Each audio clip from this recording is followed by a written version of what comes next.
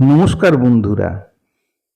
আজ আমরা যে আলোচনার শীর্ষক রেখেছি তা হল নাস্তিকতা, হিন্দু ও আব্রাহামিক রিলিজিয়ন। অর্থাৎ নাস্তিকতা হিন্দু ধর্মে কী প্রভাব এবং আব্রাহামিক রিলিজিয়নে কী প্রভাব তার একটা তুলনামূলক আলোচনা আমরা এখানে করব। এখানে প্রথমে বলতে হয় যে আমি যদিও হিন্দু শব্দটা প্রথমে ব্যবহার করেছি, কিন্তু আমি আলোচনার সময় নাস্তিকতার আব্রাহামিক রিলিজিয়নে কি প্রভাব সেইটা আগে আলোচনা করব, তারপর হিন্দু ধর্মে নাস্তিকতার কি প্রভাব সেটা নিয়ে পরে আলোচনা করব। এর কারণ আলোচনা প্রসঙ্গে আমি সেই কথা উল্লেখ করব, নাস্তিকতার প্রভাব হিন্দু ধর্মে বিশাল এবং ব্যাপক, যেটা আব্রাহামিক রিলিজিয়ানে সম্ভব নয়। কেন সম্ভব নয় সেটা আমি বলবো, এবং সেখান থেকেই পরিষ্কার হয়ে যাবে দুটোর তুলনাটা কি। আর কেন আমি হিন্দু ধর্ম নিয়ে পরে আলোচনা করব এই কারণে, হিন্দু ধর্মে নাস্তিকতার যে প্রভাব বা হিন্দু ধর্মে যে নাস্তিকতা তা আলোচনা করতে গেলে একটা কেন বহু ভিডিওতে শেষ হবে না। এইবার আমরা চলে আসি মূল আলোচনাতে। প্রথমেই বলছি নাস্তিকতার আব্রাহামিক রিলিজিয়ানে কি তার প্রভাব। আব্রাহামিক রিলিজিয়ান বলতে এখানে আমি মূলত খ্রিস্টান ধর্ম এবং ইসলাম ধর্ম নিয়েই বলছি। ইহুদি ধর্মকে এখানে আনছি না, কারণ ইহুদি ধর্মর আরো অনেকগুলো দিক আছে। এখানে আমি প্রথমেই বলে রাখি, খ্রিস্টান ধর্ম বা ইসলাম ধর্মে নাস্তিকতা চলে না, কিন্তু হিন্দু ধর্মে তা চলে। অর্থাৎ একজন হিন্দু নাস্তিক হতেই পারে, সে নাস্তিক হয়েও হিন্দু থেকে যায়। কিন্তু খ্রিস্টান ধর্ম বা ইসলাম ধর্মে সেটা সম্ভব নয়। কেন সম্ভব নয় সেইটাই হচ্ছে আলোচ্য বিষয়। আমরা যদি খ্রিস্টান ধর্ম এবং ইসলাম ধর্ম এই দুই ধর্মকে দেখি, আমি এখানে আব্রাহামিক রিলিজিয়নের বলেই উল্লেখ করব, দুটো আলাদা আলাদা ধর্ম উল্লেখ করব না, কারণ দুটো আলাদা ধর্মকে তুলনামূলক আলোচনা করা আমার উদ্দেশ্য নয়। বা একে আমি ধর্ম না বলে খ্রিস্টান রিলিজিয়ন এবং ইসলাম রিলিজিয়ন বলেই আমি মনে করি, এবং তাকে আমি বলবো আব্রাহামিক রিলিজিয়ন। এই আব্রাহামিক রিলিজিয়নে নাস্তিকতা সম্ভব নয়। কারণ এই যে আব্রাহামিক রিলিজিয়ন, এই দুই রিলিজিয়ন তারা ঈশ্বরবাদে বিশ্বাস করে। তারা গড বলুক, আল্লাহ বলুক, যে নামেই হোক, তারা ঈশ্বর তত্ত্বে বিশ্বাস করে। এখন হিন্দু ধর্ম কি ঈশ্বর তত্ত্বে বিশ্বাস করে না? হ্যাঁ করে, কিন্তু পার্থক্যটা যেটা সেইটাই হচ্ছে আলোচ্য বিষয়। আব্রাহামিক রিলিজিয়নে ঈশ্বর হচ্ছেন একেশ্বরবাদ। সেখানে একদম একজন ঈশ্বর, তাকেই উপাসনা করতে হবে। এবং সমাজ যেটা গঠিত হয়েছে আব্রাহামিক রিলিজিয়নকে কেন্দ্র করেই সেই রিলিজিয়নগুলোর সমাজ গঠিত হয়েছে, তার বাইরে সেই সমাজ নয়।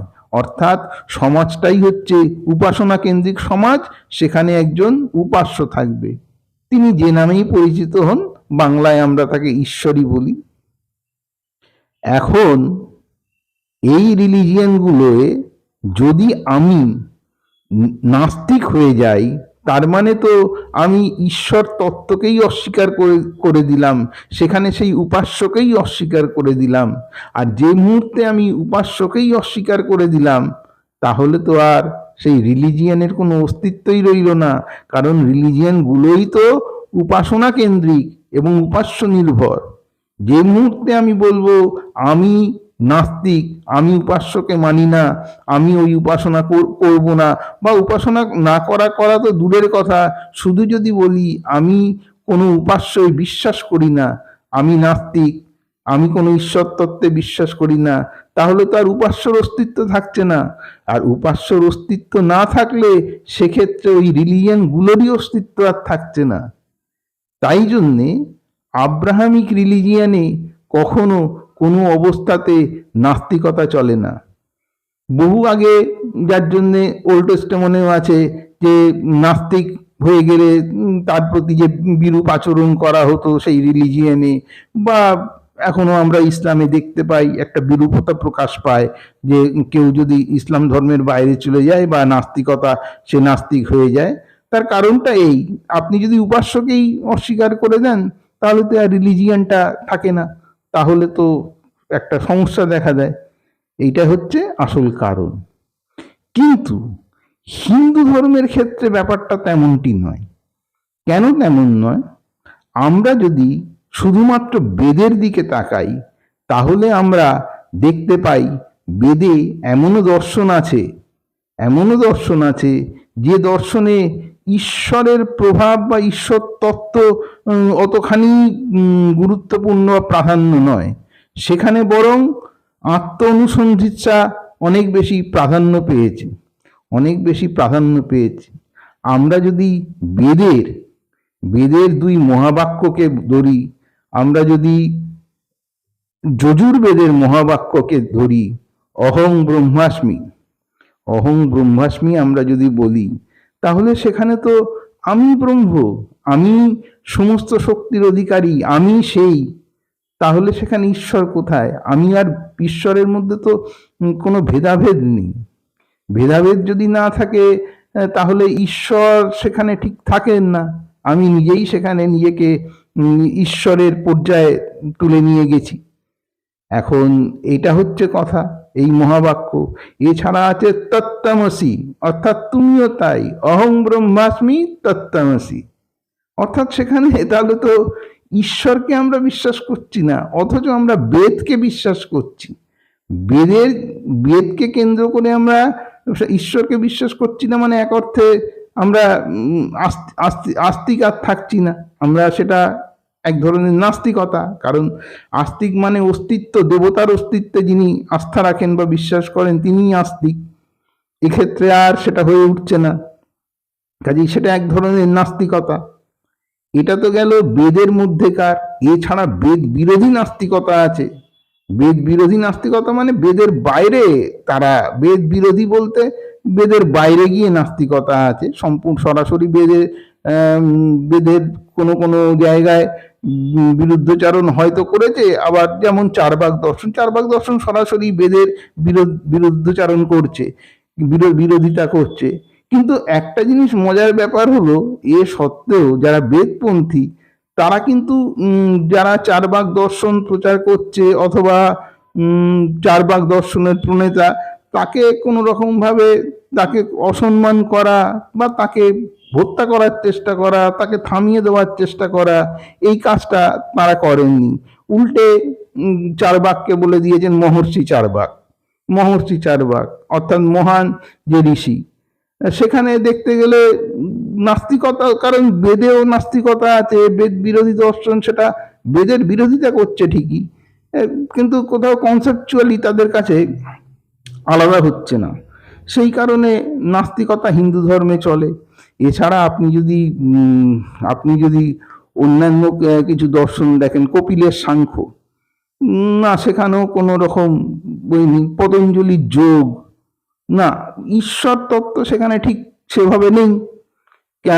কাজে ঈশ্বর যেখানে নেই বা দেবতার তত্ত্ব নেই, দেবতা যেখানে বিশ্বাস নেই, সেটা তো এক ধরনের নাস্তিকতা। কাজে হিন্দু ধর্মে নাস্তিকতার এই দর্শনগুলো এত বিরাট এবং বিশাল যে এই নিয়ে আলোচনা করতে গেলে তো বহু ভিডিও হয়ে যাবে। আমি যদি ওই অহং ব্রহ্মাস্মি বলি, যজুর্বেদের যে মহাবাক্য, যার উপর জগৎগুরু শঙ্করাচার্য তার মহাভাষ্য লিখেছেন, তার উপর অনেক টিকা আছে, টিপ্পনী আছে, অনেক বিশ্লেষণ আছে, সে তো বিরাট বিশাল ব্যাপার, কাজেই সে নিয়ে আলোচনা চলে না। কিন্তু মূল তত্ত্বটা হচ্ছে মূল তত্ত্ব যেটা, সেটা হচ্ছে আব্রাহামিক রিলিজিয়নে এই কারণে নাস্তিকতা চলে না। কিন্তু হিন্দু ধর্মে নাস্তিকতা চলে। একজন হিন্দু অনায়াসেই নিজেকে নাস্তিক বলে দাবি করতে পারেন, অর্থাৎ তিনি হিন্দু কিন্তু তিনি ঈশ্বরে বিশ্বাস করেন না। কিন্তু আব্রাহামিক রিলিজিয়নে সেটা চলবে না। আব্রাহামিক রিলিজিয়নে যে মুহূর্তে বলবে আমি নাস্তিক, তাহলে তো তুমি সেই রিলিজিয়নের বাইরেই চলে গেলে, কারণ রিলিজিয়ানটাই তো উপাসনা কেন্দ্রিক। উপাস্যর অস্তিত্ব যদি না থাকে তাহলে রিলিজিয়ান থাকে না। বন্ধুরা, আমার ভিডিওটি ভালো লাগলে লাইক করবেন, শেয়ার করবেন, আপনাদের মূল্যবান মতামত জানাবেন। তাহলে আমাকে সেটা উৎসাহিত করবে যে আমি কতখানি আপনাদের বোঝাতে পারছি, আমি নিজেও সেটা বুঝতে পারবো। ভালো থাকবেন, অনেক ধন্যবাদ, নমস্কার।